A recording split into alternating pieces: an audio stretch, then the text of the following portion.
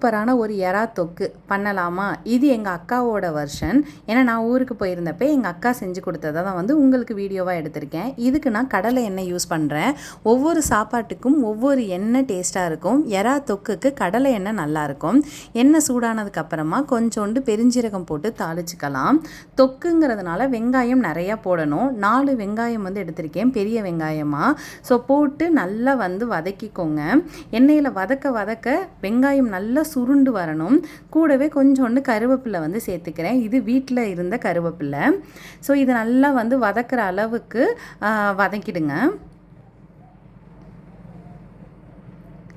அதுக்கப்புறமா கொஞ்சோண்டு வந்து மஞ்சத்தூள் கரெக்டாக ஒரு ஸ்பூன் வந்து சேர்த்துக்கோங்க. வெங்காயத்தோடு சேர்க்கும்போது அதோட கலர் வந்து வெங்காயத்தில் நல்லா வந்து ஒட்டிக்கும். ஸோ குழம்பும் பார்க்க வந்து கொஞ்சம் கலர்ஃபுல்லாக இருக்கும். நல்ல வெங்காயத்தை வதக்கினதுக்கப்புறமா ஒரு ஸ்பூன் வந்து இஞ்சி, 2 ஸ்பூன் வந்து பூண்டு நாங்கள் தனித்தனியாக வந்து பேஸ்ட் பண்ணி வச்சுருக்கோம். நீங்கள் இஞ்சி பூண்டு பேஸ்ட்டாக இருந்துச்சுன்னா 2 ஸ்பூன் வந்து போட்டுக்கோங்க. போட்டுட்டு நல்லா வந்து வதக்கி விட்டுருங்க. இஞ்சி பூண்டோட வாசனை வந்து போகணும். அந்த அளவுக்கு வந்து வதக்கி விட்டுருங்க. நீங்கள் வேணும்னா பச்சை மிளகாவும் இந்த ஸ்டேஜில் சேர்த்துக்கலாம். நாங்கள் வந்து பச்சை மிளகாய் சேர்க்கலை. 3 தக்காளி அதையும் வந்து அது கூட சேர்த்துக்கோங்க.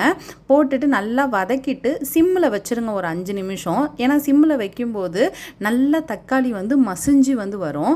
நான் வந்து 1 கிலோ வந்து ப்ரான், அதாவது 1 கிலோ எறாவை வாங்கி வச்சு அதை உரித்து க்ளீன் பண்ணக்கப்புறம் 1/2 கிலோ எறால் தான் வந்து கிடச்சிது. இதில் தான் நாங்கள் இன்றைக்கி தொக்கு செய்ய போகிறோம்.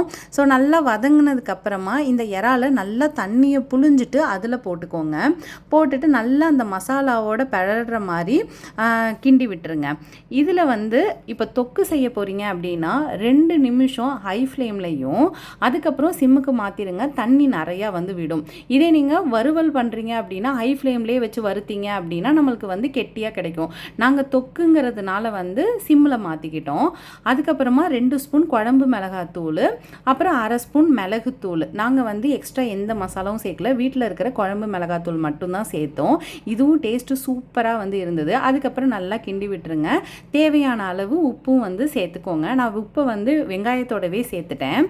அப்புறம் ஒரு 5 நிமிஷத்தில் பார்த்தீங்க அப்படின்னா இந்த கன்சிஸ்டன்சிக்கு வந்துடும். கொத்தமல்லி தூவி இறக்கிட வேண்டியது தான். இறால ரொம்ப நேரம் வந்து வேக வைக்கக்கூடாது, ரப்பர் மாதிரி ஆகிடும். செஞ்சு பார்த்துட்டு சொல்லுங்கள்.